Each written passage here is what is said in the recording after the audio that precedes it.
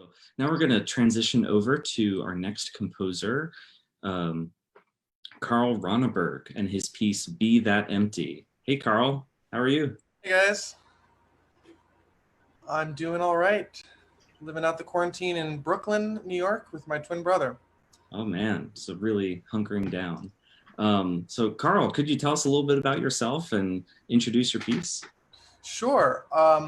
I went to Michigan for my undergrad as a percussionist, and I was the same year as Sagar, uh, your wonderful oboist. And Sagar and I were actually in the same dorm freshman year. We saw each other often, maybe too often, hard to say.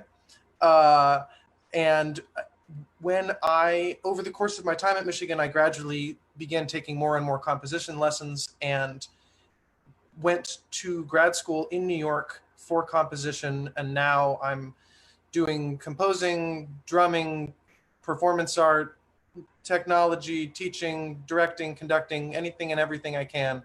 I love all of the variety of the musical world, and I think maybe that comes from my percussionist background. Playing as many instruments as possible extends into as many disciplines as I can as well. One of the things that I appreciate about this piece is that a lot of times in reed quintet music, the reed quintet is a very dexterous and athletic ensemble. All the instruments have a very wide variety of technical ability and range, and I really appreciate the fact that we have a more lyrical work that you've created. And I think that you've done a great job with the color palette and the emotional texture within the work. I'm curious if you want to speak a little bit more to what the meaning behind the piece for you. Absolutely. So yeah, my piece for the Vanguard Reed Quintet is called Be That Empty. And that is a quote from a poem by the poet Jalaluddin Rumi, who is one of my favorite poets.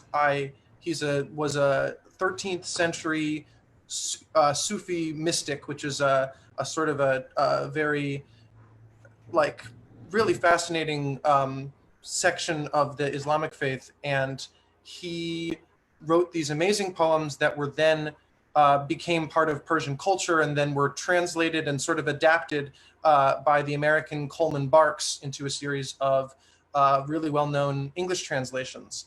And I think maybe when Vanguard asked me to write a piece, they were expecting rhythmic percussion-y things, but I found this poem by Rumi called The Song of the Reed, and I loved it so much that I was like, no, we're doing this beautiful lyrical piece that actually the structure of the piece is line by line, essentially a description of the poem.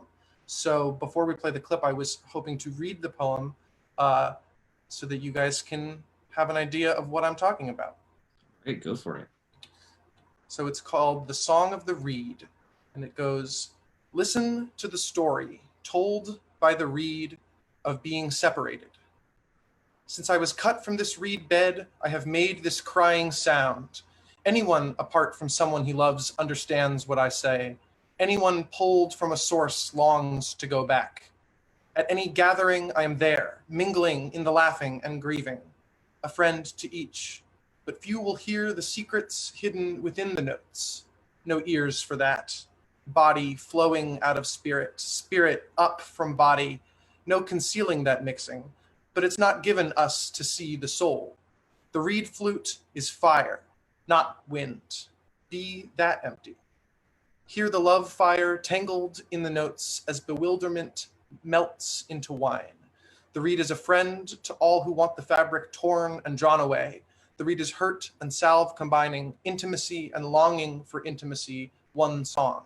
A disastrous surrender and a fine love together.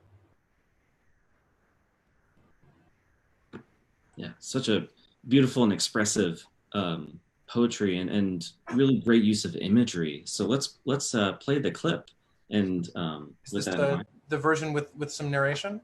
I think so. I think that's what we have queued up. So that's a not on this album, but a project that we will be releasing soon is a version of Be That Empty with the actual narration of the poem occurring as a voiceover on top of it. But the music does stand on its own, and that's what. But we're about to share an interesting little clip showing you some of that.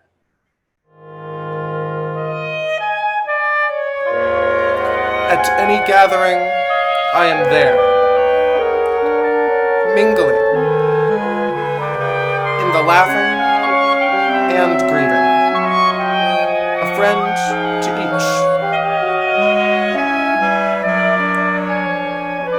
But few will hear the secrets hidden within the notes.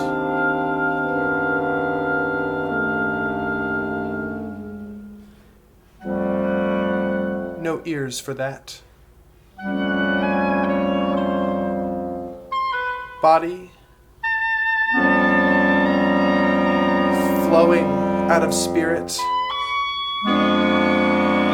Spirit up from body. No concealing that mixing. But it's not given us to see the soul. So that was, if you're just tuning in, that was a clip from Karl Ronneburg's piece, Be That Empty, with the narration of Rumi's poem over top of it. So really, really interesting and expressive use of, I guess you could call that kind of like text painting, but in reverse. Instead of using text and singing it, perhaps we're playing something that's supposed to be evocative of that text. Could you maybe talk about a little bit of sort of your thought process behind that? Sure. So like I said, I love structure and form, and the idea of using the structure already in the poem as the form of the piece was part of the idea I had and to make this. And then going through, not everything ended up being literal. There were moments where, I had to eventually put the poem away and let the music take charge.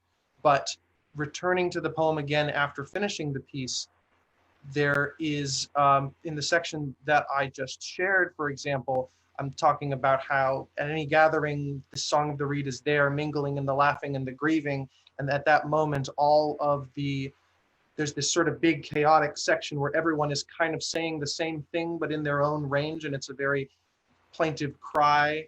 And then in the immediately following, we're talking about the body flowing out of spirit and the spirit up from body, and the oboe is ascending while the rest of the reeds slowly stretch from the bottom of the bassoon, bass clarinet, clarinet and saxophone, these chords that get a little bit longer in kind of like you get this pulling feeling of the one flowing up, but the other flowing out from the bottom, and then they meet again in the recording I shared right on the line, but there's no concealing that mixing. So it really does actually flow with the text of the poem, and there's enough space in the rests that I left actually, because I was thinking about that as I was writing it.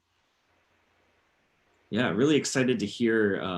This was sort of a recent development, just within the last few days, really, of putting the text, overlaying it on top of the music that's there. So we're excited to get a complete version of that to share with everyone.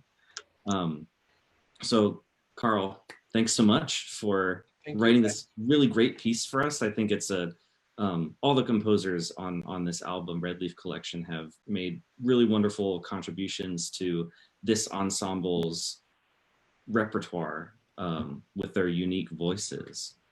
So thanks, Karl. Thank you, guys.